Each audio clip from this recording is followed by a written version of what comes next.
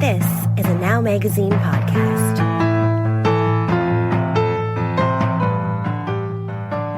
Hello and welcome to Now What? I'm Reddy and Simon Polley, acting editor at Now Magazine and your host for this podcast. You know, the very first Now Magazine podcast was actually recorded at writer, actor, and director Sarah Polley's house. We were there with director Doug Liman talking about their movie Go for its 20th anniversary. And so that was about 193 episodes ago. I thought I'd point that out as this may be one of the very last episodes for the Now Magazine podcast, at least for a little while. So I couldn't be happier to be winding it down with Sarah. She has a new movie called Women Talking, adapted from the Miriam Tavi's novel that's going to premiere at TIFF. It's about Mennonite women who discover they are being drugged and assaulted at night, and they gather in a hayloft weighing their options while having deep, incisive conversations about blame and guilt and forgiveness. And I couldn't imagine anyone better to talk to Sarah about this movie than Elle-Ma Tailfeathers. Maya is also an actor and director. She co-wrote and co-directed The Body Remembers When the World Broke Open alongside Kathleen Hepburn, and that movie was based on her encounter with a pregnant woman who was caught in an abusive relationship. Maya also made the documentary Gemabi Bitsin, The Meaning of Empathy, which is a loving portrait of how her own community bands together to help others heal in the face of an opioid crisis. So basically, Maya and Sarah are just two of the most powerful voices on our screens, and their meeting has just been a long time coming. And we got to listen in on that. So here is Elle-Ma Tailfeathers and Sarah Polley on Women Talking. It's so nice to meet you. Hi, it's so nice to meet you too. It's truly an honor. I'm very excited to meet you. Oh, same. That's wild to hear, but same, yeah. Yeah, I'm really looking forward to this conversation. So, Where are you right now? I'm at home at Kainai on the Blood Reserve at my mom's place in southern Alberta. Amazing. Yeah. I've recently left Vancouver and have moved home to the reserve, and yeah. And that's permanent, full time. Like that's where you're going to be for a while. Yeah. I'm finally in a place in my career where I can just live wherever I want to live, which is nice. And the pandemic was so illuminating in so many ways, and I just realized, like, what am I doing in this tiny apartment in Vancouver when I could be home with my family on the reserve? And do you feel like making your documentary helped move that process along in terms of? Oh, yeah, for sure. It was just such a wonderful experience to be able to come home and actually work with my community. And I guess I gained like a newfound or renewed respect and love for my community. That was already there, but it was kind of amplified by coming home. And like every time I left to go back to Vancouver, I just felt more and more homesick. And it just became this thing where it was just like I felt heartsick for home and just decided it was like just time to come back. It's so amazing. Your documentary is incredible. Oh, thank you so much. It's like I had seen The Body Remembers When the World Broke Open, but I hadn't seen your documentary until recently, and it's just transformative actually to watch. Like I felt very changed by it and so grateful for it. So I can see why you're there. I get it. Wow, that's so cool that you watched my doc. I'm really honored that you took the time to watch it. And The Body Remembers is like, it really is like one of my favorite Canadian features ever made. I think it's just like stunning. It's just such an amazing work. And then I rewatched it. Like I remember being so staggered by it when I saw it, but then rewatching it, like I think you're less aware of the craft the first time you see it because it's so seamless. And then when you see it the second time, you're like, oh my God, it's so meticulous, like how you created that. Anyway, it's really, it's just very exciting to meet you. Oh my goodness. Thank you so much. I'm just like a little bit like in awe that you've even watched my films and also that you feel that way, because I've been such an admirer of yours for a long time. And the stories we tell was actually very influential when I made my first doc. Yeah, I was commissioned by Imaginative. Myself and 5 other Indigenous women were commissioned to make short films as a part of this project called the Embargo Collective, and we each had to make a short, and the idea was that we would create something with a set of restrictions or obstructions, and it was inspired by Lars von Trier's The Five Obstructions. Yeah. So as And stories we tell. oh, really? Oh, Really good. no way! Yeah. That's so wild. I had no idea. Yeah. That's really funny. That's so funny. Yeah, so they challenged me to make something personal, and to make something inspired by Lisa Jackson's short film Suckerfish. Oh, I love that. Um, Yeah.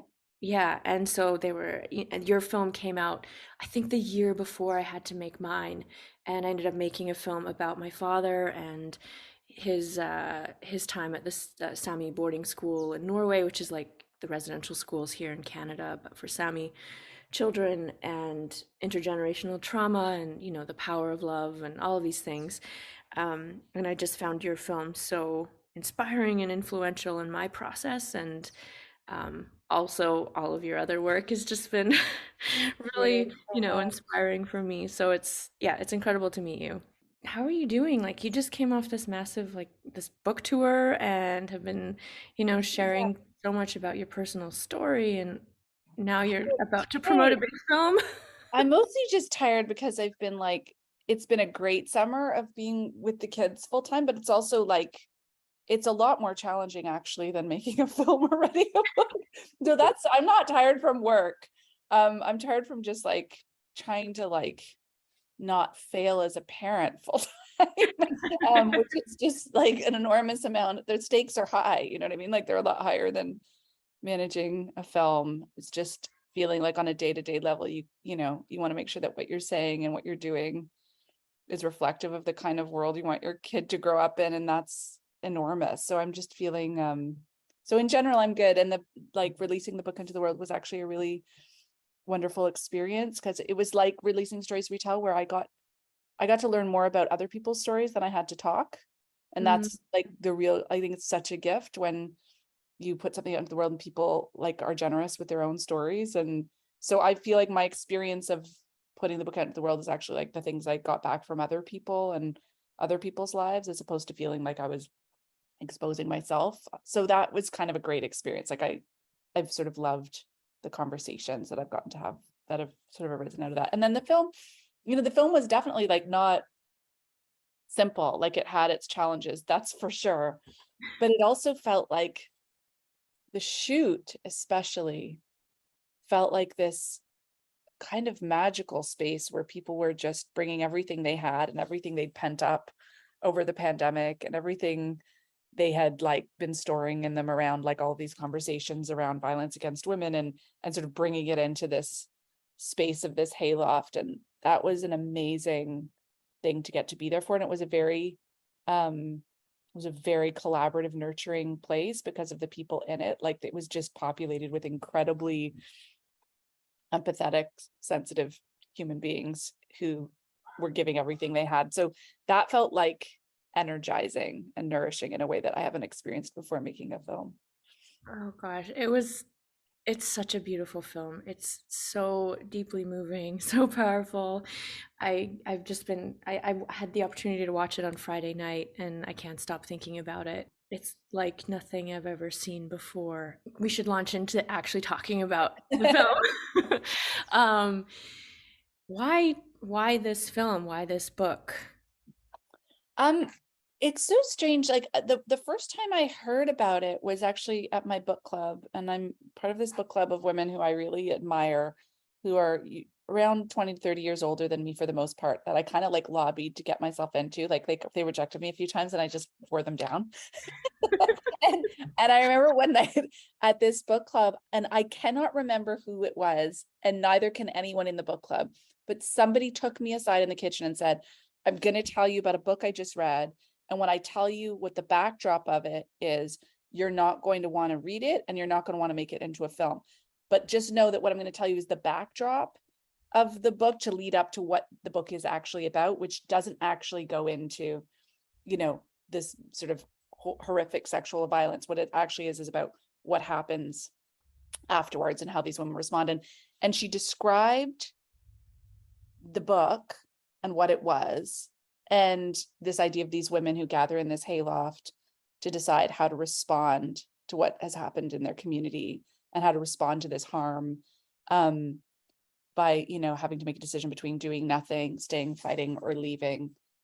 And by the end of the conversation, I knew I had to make it into a film. And I'm not someone who goes around looking for films to make. Like I was perfectly happy at that moment in my life to not make a film again. And it was a very strange response to have, but there was something about that premise. And I loved Miriam's writing. So I ran out and I got the book.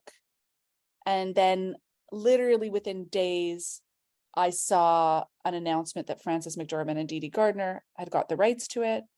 And then I sent an email to my manager, who is also Fran's manager, Frank Frederoli, and said, do you know if they have a writer or director yet for this? And within an hour, he had an email in his inbox from Frances asking if what I was doing and if I was interested. So it was the weirdest, like there was so much kismet involved in it, and so much strange coincidence. And that followed us through the whole shoot. Like strange things kept happening. The timing of things was strange. Who kept showing up was strange. Like it was full of things that seemed sort of meant to be. And so then I talked to Dee Dee and Fran, and I sort of said to them, look, like I wasn't looking for a film to make, and here's why. I have 3 kids. I'm not interested in disappearing for 16 hours a day. So I actually don't think I can direct a film, but I don't know what to do because I love this. But could it wait till my kids are a lot older? Because I really don't want to disappear for this amount of time. And I don't see another way of doing it unless we were to work like 10-hour days, which is impossible, basically.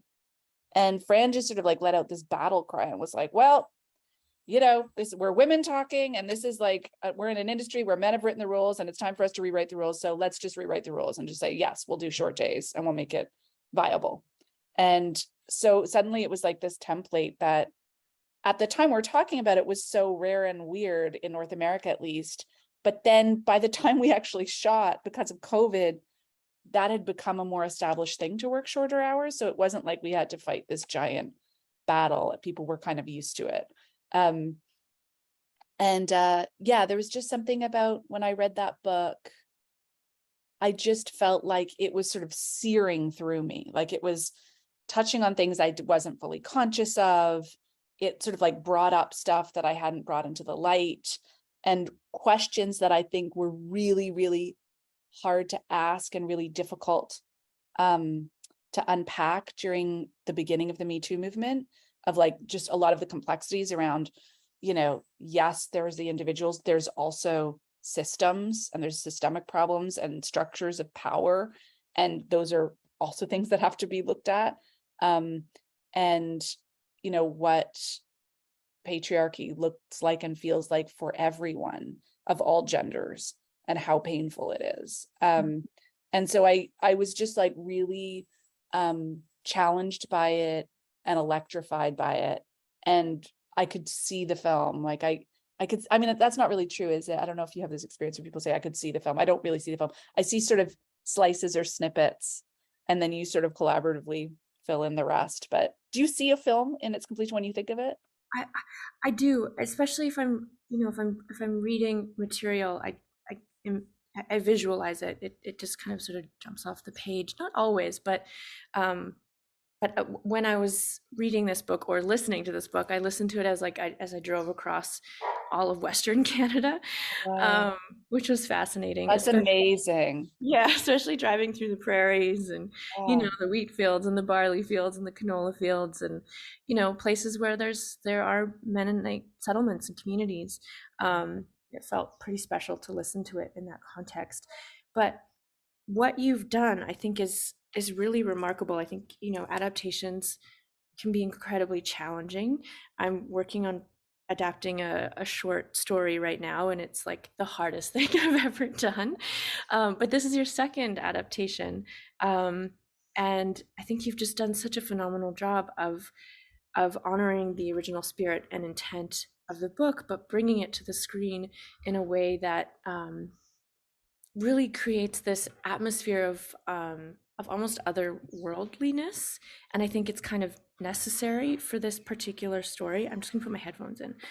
Everything from the aesthetic, which was stylized but in such a nuanced way, such though that it's such that it created like a sense of otherworldliness, a space where we were able to imagine otherwise, because the book itself and everything these women are talking about is about everything you mentioned, you know, systems and structures of oppression and the ways that patriarchy has affected all genders, and what happens after the violence, and, you know, examining all of the very different and justified responses to violence. It felt like it was so much more than just this story of a man, you know, these Mennonite women in Bolivia responding to these horrific acts of violence. It felt like it was so much more than that, in the sense that it was a conversation that needs to be had and is being had by so many of us around the world.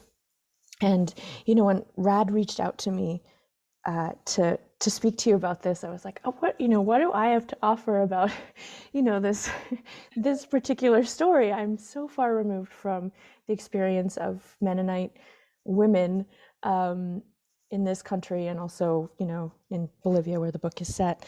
But what I discovered in listening to it and then watching your film is that there is this deep universality to the conversations that are had, to the experiences that are had. And I just felt so deeply connected to the material in a way that I did not expect to feel at That's all. great. I'm so thrilled to hear that. Yeah. And I just think he did such a phenomenal job with it. I have questions about you know, your choices with the adaptation. I guess the first one that like really caught me off guard, but I was like so into, was the fact that Ocha narrated the entire film, and that it was delivered to Ona's unborn child, which I was just like, immediately, as soon as I realized that that was what was happening, I just like brought to tears, because it offered a sense of hope, of a sense of a future, and made me feel deeply connected to the material in a way that I wasn't able to connect with when we had, you know, August essentially narrating the entire book. That's so interesting. So this was like a really late decision. Like I wrote the script with August as the narrator. I loved his voice. I love Ben Wishaw's voice. And we went right through the shooting process with August as the narrator. And in fact, it was Ben who, in my very first meeting with him, first planted the seed and said, "You're sure you want to hear a man's voice tell this story?" Because I'm not sure I do. Like, I'm happy to do it, but and I was like, no, it really works. Like, it's so beautiful and so unexpected and interesting. And then, you know, we got, you know, the editing process was long. And there was a moment where we needed to do something really radical. And it was an amazing sort of brainstorming of a few different people, where that's sort of how it arrived. So it was, you know, Dee Dee, I think, originally brought up the idea of like, we need to think about the narrator. What if I think the idea was like, maybe it's Ona talking to her unborn child. And then Chris Donaldson had a moment where he was like, and he had never read the book. He was just, you know, and he sort of said, I'm not, I don't want to hear like the narration is beautiful, but I need this to be through the voice of a woman who's been assaulted. And I think this is the character. I think it should be Auche. And Kate's performance was so strong. And throughout the rehearsal process, every actor came up to me at various times saying, we need more of her. We need more of her. And so we were always kind of training the camera on her, but not sure what to do with it. And then suddenly when she became, and so then I was like, oh, well, what if we put Chris's idea and Dee Dee's idea together? And it's Auche talking to Ona's unborn child. So it was, you know, to me, like the decision-making process around that and how we came to it was really emblematic of the process of the film, where it was like a lot of people building on each other and standing on each other's shoulders and like getting further with an idea. Like, you know, I obviously had a specific vision and strong feelings about things, but I also had incredibly smart, wise collaborators at every stage.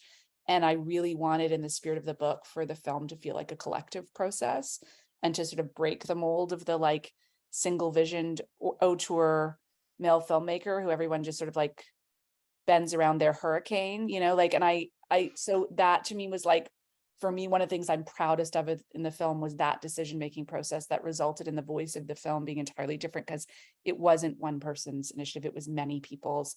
And it was the result of really hard conversations and really hard challenges to ourselves and each other, which is really what the film is about. So yeah, and just Kate, from the second I saw her, like we found her, like she's never been in a film before. Neither of Wow. these girls have ever been in a film. Liv has been in one of her own short films she made at Etobicoke School for the Arts when she was in grade 9.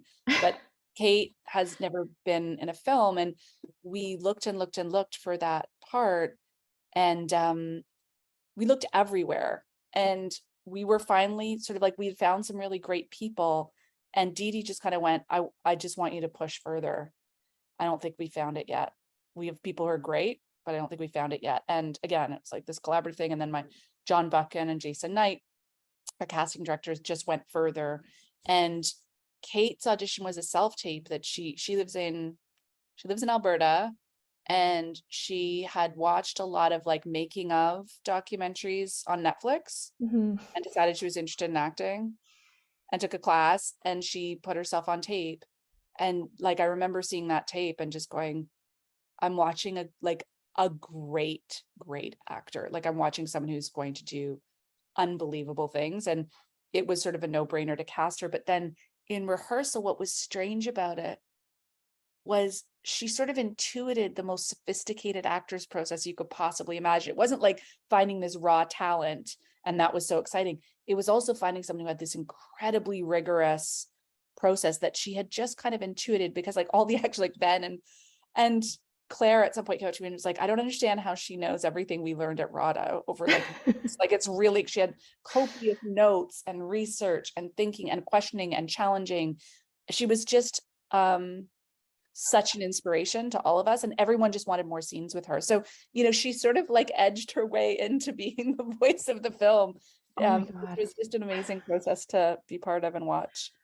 Wow, I can't even imagine. You had such an incredible cast. Every performance was stunning and devastating, and yeah, she held her own definitely. And what I felt with her and with Nietzsche, and the other young actors, was that there was a sense of of dignity and conviction that so many young people today have.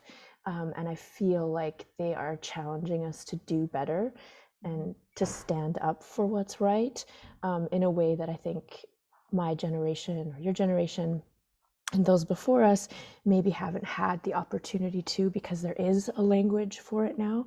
And Yeah. that's referenced in the book and in the film. When you don't have a language for something, where do you begin? And so young people today have this language, and it's so real and it's so radical and it's so smart. And to hear the narration through her voice, directed at the future, and that the future will be different, was so empowering. Because when we talk about violence against women, it's something we've all experienced in some capacity, and it can be a very heavy thing to talk about because it is so real. And I think that turning it towards hope, turning it towards dignity, and towards a future, where we can imagine radical alternatives, is a place of power. And so making that choice was such a great choice. I'm just so happy that you made that choice, and it's fascinating to hear about it, Well, it's in funny that 'cause context. the thing that I think, one of the things that drew me most to the book and the idea of making it to a film, was that this idea of like, okay, like, it's important to talk about what we want to destroy and what we want to tear down, but we also have to put almost, either as much or more focus on what we want to build and what we want to see and how we want to live. Like, what is the world we actually are working towards? I knew this political science professor named Joe Cairns, who retired recently at U of T, and he was everybody's favorite political science prof that I ever knew who went through that program. And in the last few years of his career, he started teaching a course on utopias, where he tasked his students with, I want you to show me what the world looks like when it works for you. Like, what do you want to see? And that's sort of what he came to in the last few years, was the importance of this course of like, let's not just think about what's where it's easy to figure out what's wrong. Like we know, we kind of know what's wrong. It's important to unpack it and talk about it and process it, but we have to put a lot of focus on what we're trying to build to, and like go out and do it. And I agree with you. Like, I've never, at the same time as the world is completely apocalyptic right now in ways we could have never imagined, I've never felt so much hope or faith in people just having relationships with people who are in their 20s and teenagers right now, where it's just such a different way of approaching the world. And it is so smart. And it's not like what I imagine the idealism of the 60s to be. It's like rooted in so much information and dialogue and like hard truths and hard challenges. And yet like this drive and this like electricity that's kind of coming up is just, it's really thrilling. And both Kate and Liv were really amazing to have on set for that reason too. Just like, and Shayla Brown, who was also in the film, who played Bran's granddaughter, just like incredibly smart, incredibly engaged, political, articulate, brave. Like, it just sort of makes you feel like, damn, like would have been awesome to have been born when you were I wish I could hang out with you guys more. Yeah. Yeah, Absolutely. And coming at this from an Indigenous perspective, and Blackfoot and Sami, you know, our people have experienced the apocalypse. We've survived genocide, and we've been living essentially in an apocalyptic world for the last 500 years. And so, you know, there's been all these really generative and important conversations, especially during the pandemic, about abolition of the prison system, of dismantling the police, of dismantling so many oppressive structures and systems that we are forced to live under and in here in the Western world. You know, there's conversations about what do we replace it with, and from an Indigenous perspective, it's simply about reclamation and restoration of the way that we were before capitalism and patriarchy and colonialism were imposed on our people. And for me, that's a really beautiful thing to think about futurisms being simply about reclamation and restoration of the way it was before. I guess I wanted to kind of launch into a little bit about thinking about the comparisons that came to mind for me with Canada's Truth and Reconciliation Commission and that process and everything that's been unearthed since the discovery of unmarked graves at the Kamloops Indian Residential School. I found so many parallels with the film and those conversations with the conversations around justice within Indigenous communities and what justice looks like for us, especially after the Pope came to visit. And, you know, there was this sort of massive spectacle of the Pope visiting communities and apologizing and actually using the word genocide on his way back to Rome. And I found so many parallels about this conversation about justice. You know, what does justice look like? What does justice feel like? What is a valid response to this violence? How do we seek out perpetrators, and what would it even look like to find them and to find some form of justice? Does that mean sending these priests and nuns to jail? You know, what does it look like, especially, you know, from the perspective of being a prison abolitionist? Like, I think that we shouldn't have prisons. They're a horrible thing. But what does the world look like without prisons? And, you know, what does it look like to place perpetrators of violence in prison? And, you know, there's all these questions about valid responses to violence and what happens afterwards.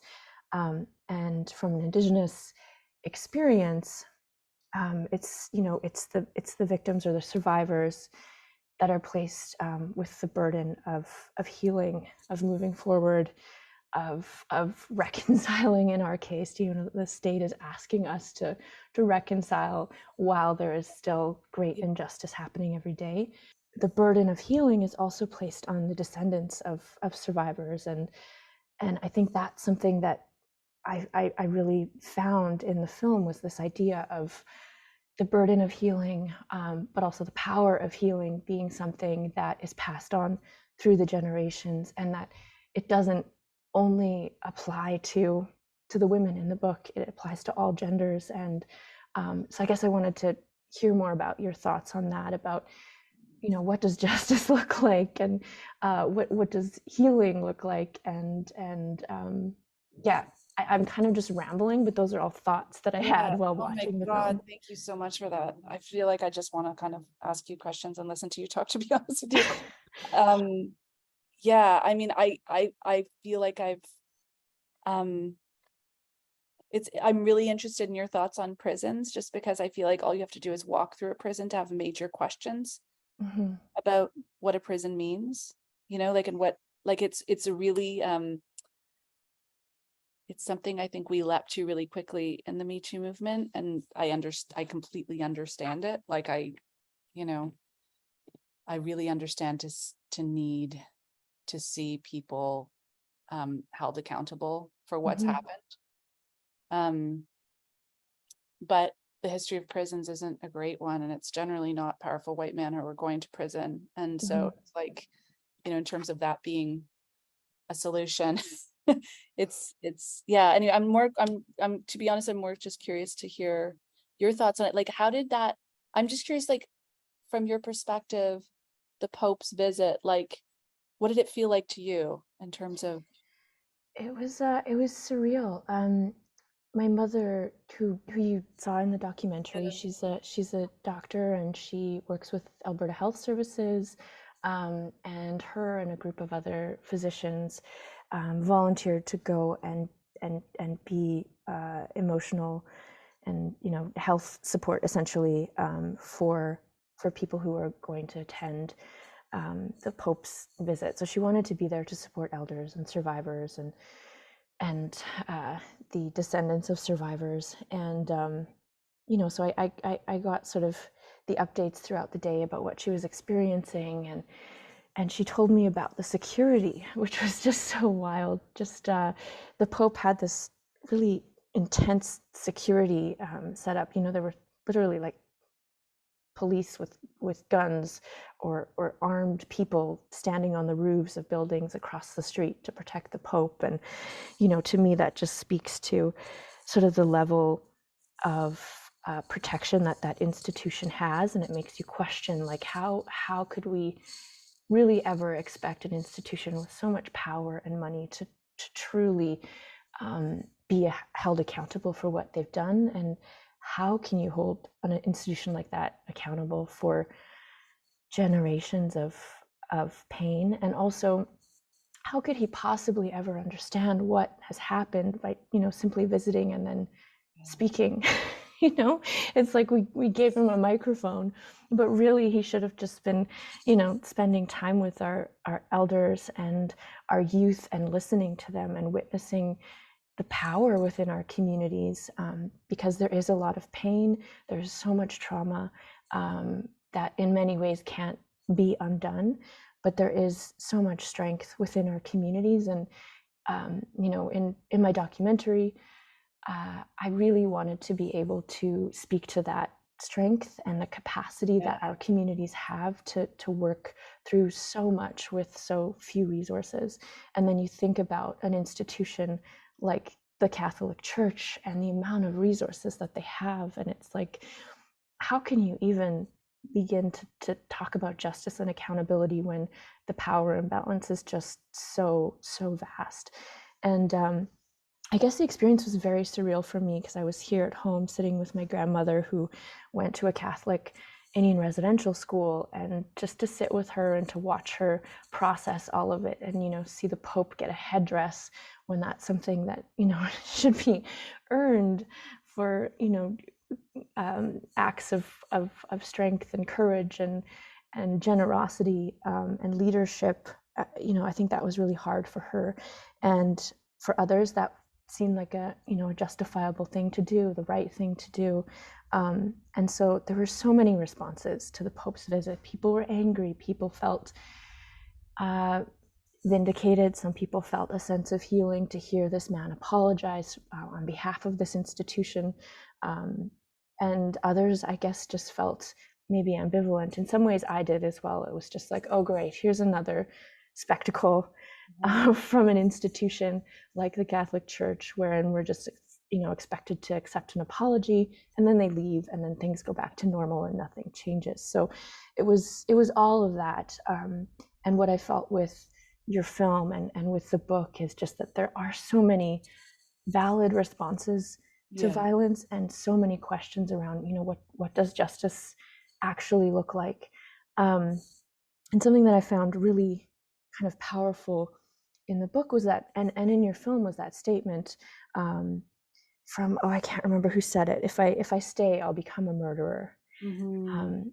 Which is that idea that it is so, it's nearly impossible to not participate in these systems of oppression when you are a subject of these systems of oppression. It's like almost impossible to extract yourself from it, but also it's like we can't replicate these harms that are done by participating in them. And so you think about justice in terms of prisons and policing, and those are simply systems of oppression that have done so much harm, especially to Black and Indigenous people and racialized people.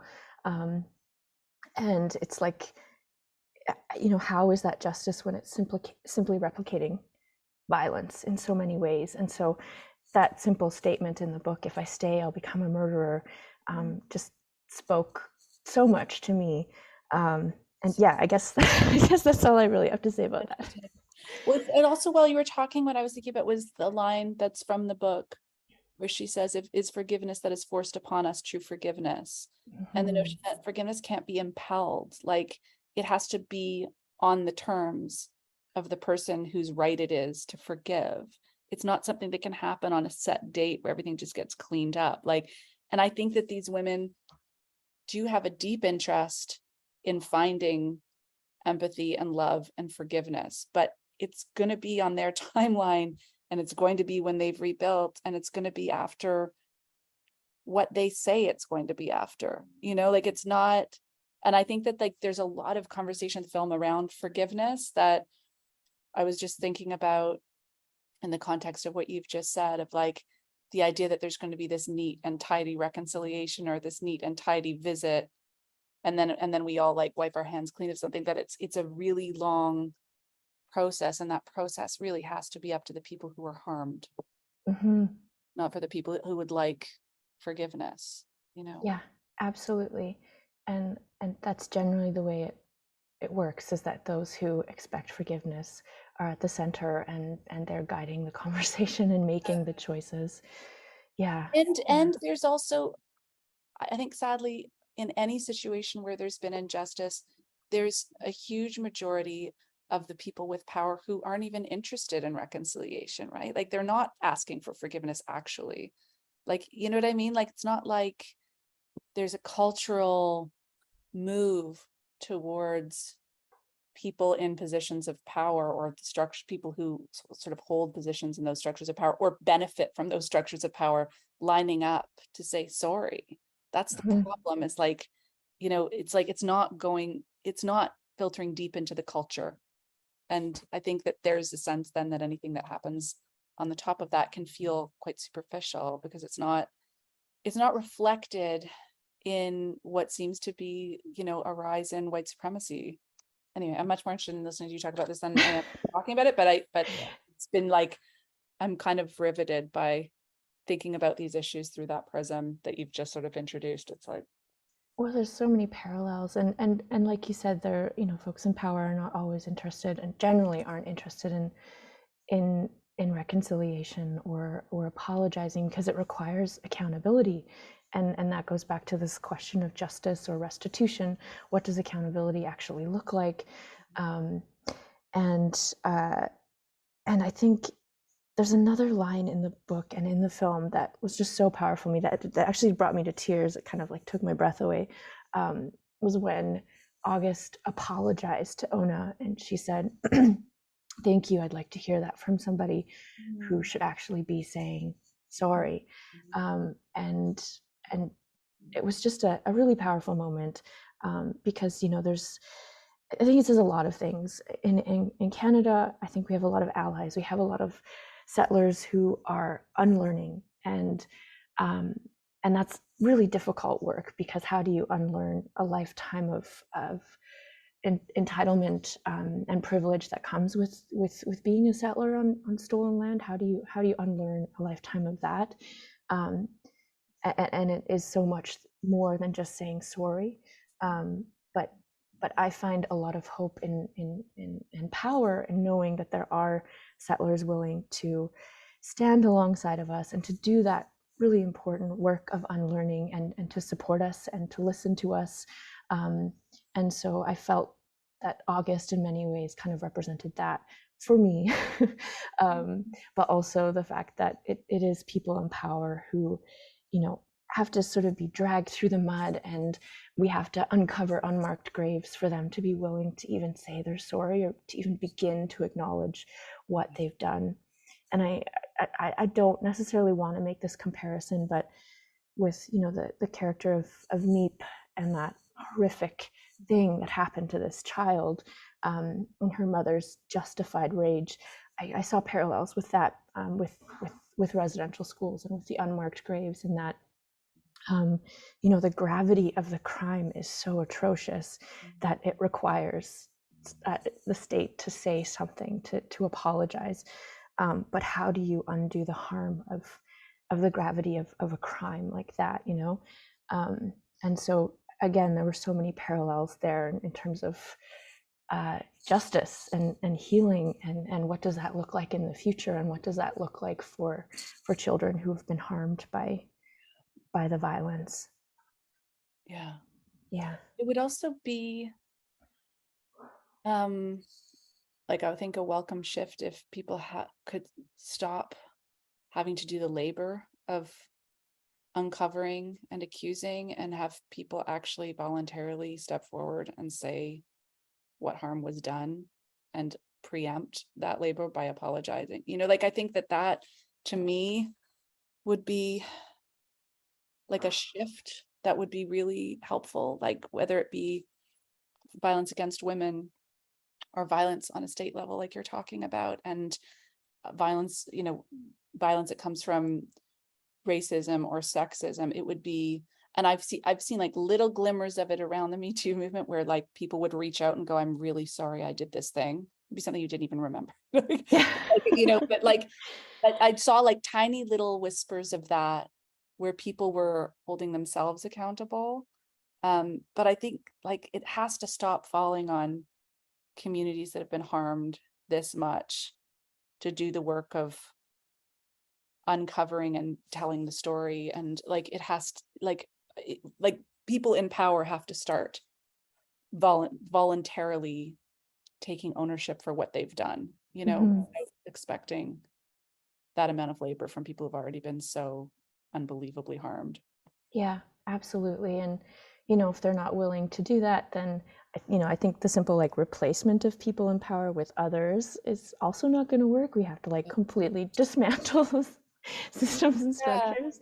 It doesn't work. I mean, it doesn't work. Like that's Yeah. the thing is, and I think that what the women in this film come to is it goes from a conversation about like individual harm and individuals who perpetrated that harm to this world doesn't work. We have to build a new one. And if we don't, there'll just be other individuals that will take the place of the old ones, who will engage in the same kinds of things. Like we have to remake what the world is. We have to rediscover who we are in the absence of violence and oppression. And we have to create a world in which people can grow up not locked into these ideas of what they're entitled to and what we're not entitled to. Yeah, absolutely. Yeah. Oh, process. I wanted to talk about process, because I think it's so important.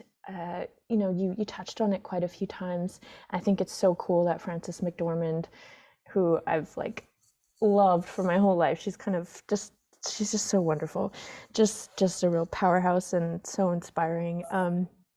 I think it's so cool that she said, like, let's just do it a different way. And I think that's something that is happening throughout the industry right now. In films directed by women, or films directed by people who are not men, and people of color.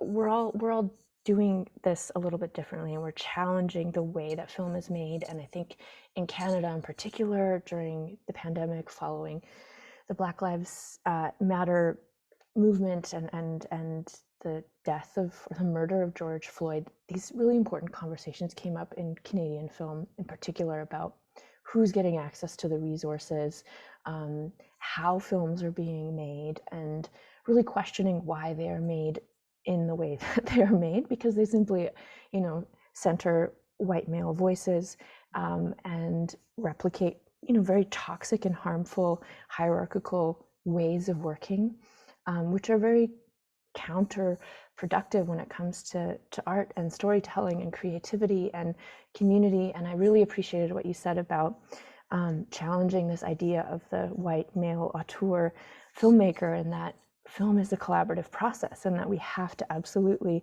build on each other's strengths and acknowledge that it is a collaboration, that everybody who comes to the project, everybody who contributes something is of value and amplifies the story that we're all telling. Yeah.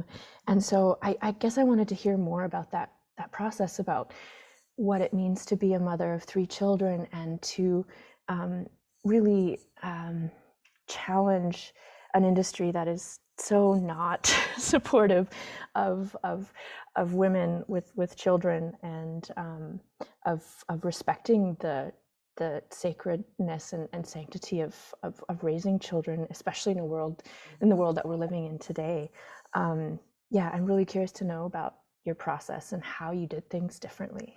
Yeah, I mean, it's been a real struggle for me. Like, I really felt after I had my first kid, I probably wouldn't direct films anymore, because I didn't have any models. I couldn't look and tell you, well, this person can do it and be involved and engaged in their kids' lives. Like, I knew women who made films who were like very open about the fact that, like, the nanny did most of the labor of childcare. And I met women who had stopped directing when they had a kid and had become screenwriters, a lot of them. So a lot of people had self-selected out of being filmmakers because they just didn't want to disappear on their kids for a year, for however long it took. And the truth is, no matter what the number of hours you work on a film, it does colonize your brain. So if it's a 10-hour day, it's actually a 15-hour day if you're the filmmaker. So it's not like some idea where, like, I just got home and I would, like, sometimes I'd get home, I'd hang out with the kids, and then I'd, go back to work for a few hours, or I'd be, while my kid fell asleep, writing revisions for the next day. Like, it wasn't, I don't think, what I'm saying is, I don't think I figured it out. And I think I've got a lot more work to do in figuring it out. I think it was pretty good. I think it was a lot better, because I had producers who were all moms, including our like on-set line producer and executive producer Lynn, who like understood that we were changing something and that's what we wanted to do.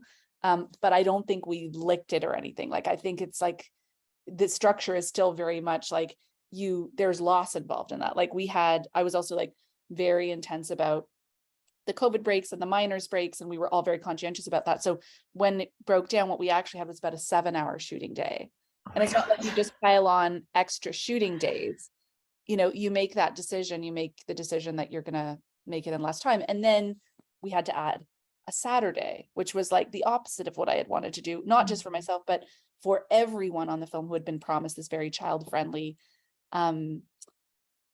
environment. I think we did a really good job. I don't think we did an excellent job. And I think that that's just a process of figuring things out and ironing out the kinks, but I think we can move towards it. I think it was interesting to see how many men on set started to like notice, like, if we didn't keep to the 10-hour day or added a Saturday, how they would pipe up and go, whoa, like, my family's now expecting me And that was really, to me, that was really exciting and really positive, that it was like, yes, like I want to see men fighting for this too. Like the truth is most men also don't want to miss out on their kids' childhoods.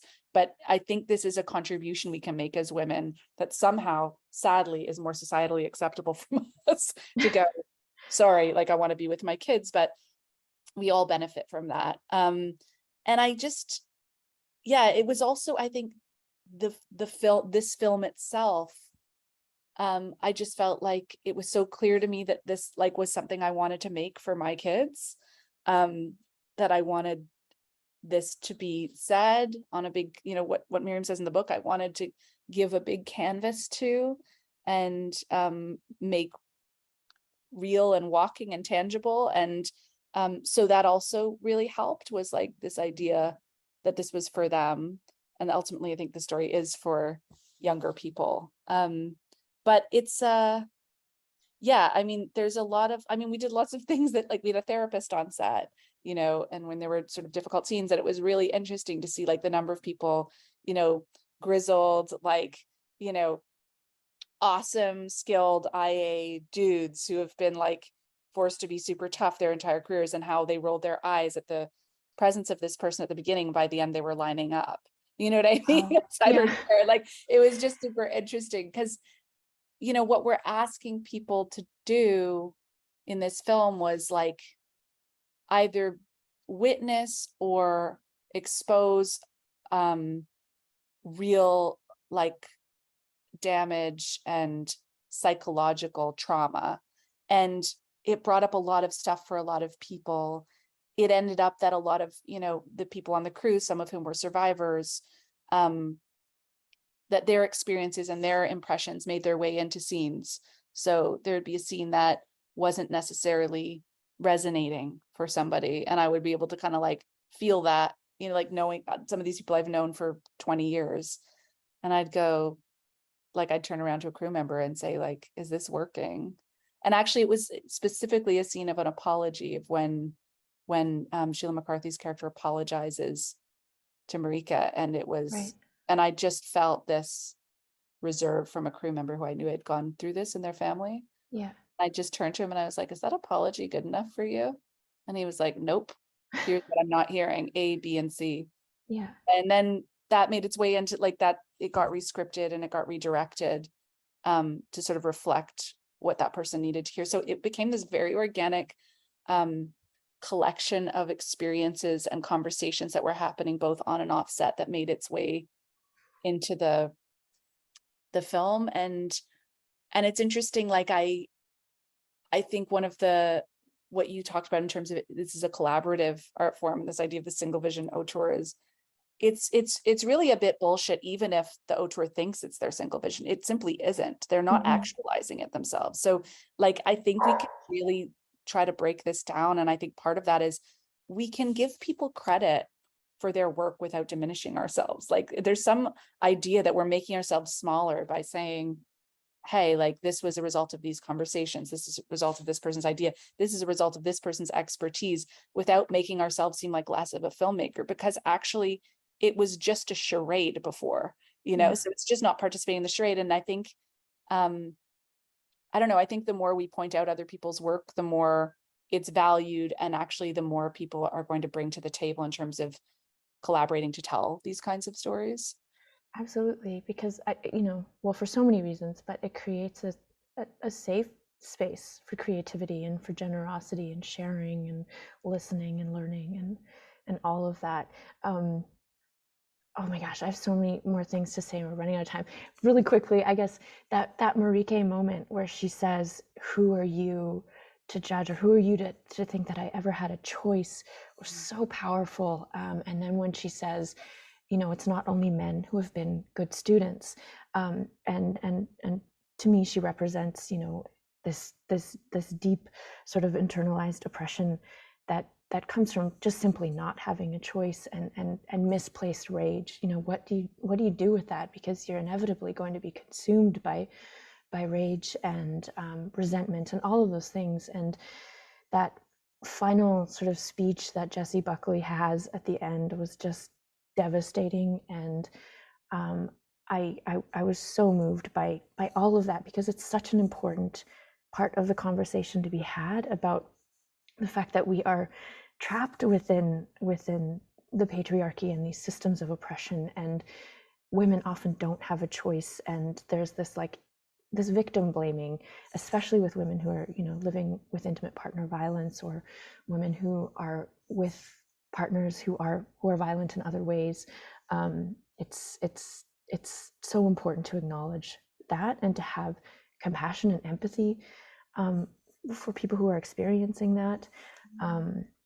But I one love more how thing. your film does that. I love how Body Remembers When the World Broke Open does that. Like that end shot where she goes back into the apartment building, and there's just such a sense of acceptance that she is going to make her own decisions, and it's Yeah. painful and it's hard, and that people need to take their own time. And we have internalized this sense of powerlessness, and then also impose it on each other, like just the sort of, the judgment and harshness that women can hold towards each other, having sort of absorbed these ways of thinking about the world. Yeah. Just so, it's such a tangled mess, but I think acknowledging that mess is sort of a first step to something, Yeah, absolutely. Thanks for saying that. And that moment is what happened in real life when I brought this.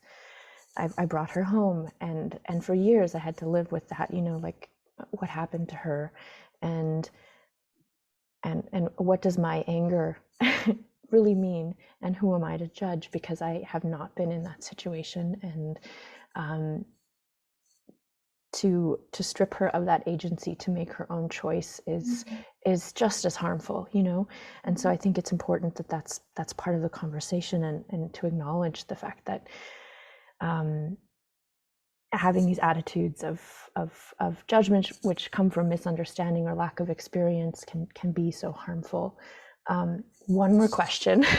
I have one more thing to say, which Okay. is that it's really helped me like articulate something, which is, I guess, like the character in that film is choosing between a kind of known violence or stepping into a void, right? And I think that's why this conversation of like, what are we trying to build is so important, because otherwise it's like being, choosing between the worst situation and a void. Like a lot of people are going to choose the worst situation. A void is really scary. We're just not programmed to walk off the edge of a cliff.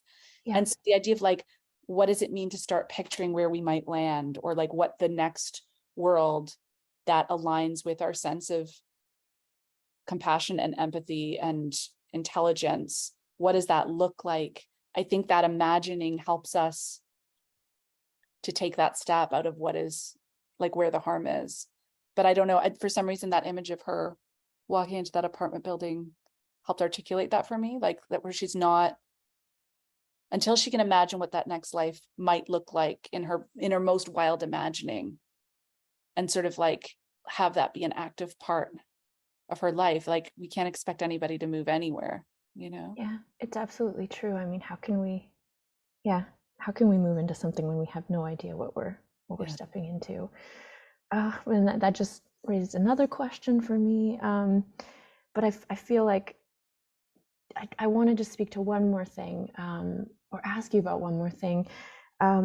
So the book came out unintentionally right after the Me Too movement, and I know that Marion Taves had been working on the book for quite some time, and that she didn't intend to release it in that moment, which was such a huge cultural moment. And here you are releasing the film following the Supreme Court in the US overturning Roe versus Wade. And so there's this massive conversation and movement towards protecting women's reproductive rights. And it's everywhere right now, and it's such an important conversation to be having. And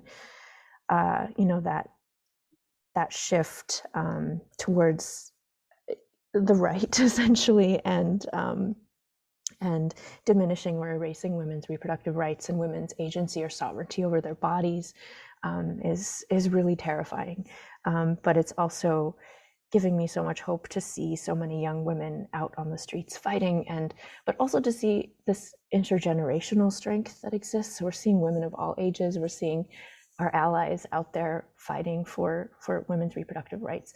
And so I guess I just wanted to ask you about, how are you feeling about releasing a film in this, again, another massive cultural moment for all of us? And it's so timely, and the book and the film both touch on all of the things that we're talking about in this bigger conversation when it comes to autonomy over women's bodies. Well, I think that for me, what I love about the book and what I tried to capture in the film is this environment in which women who disagree with each other on some very essential things, like really essential building blocks of thought and being in the world, have to figure out how to move forward together and actually not necessarily leave those differences behind or even overcome them, but how do they find a way forward together, given that the stakes are so high? And I'm just curious about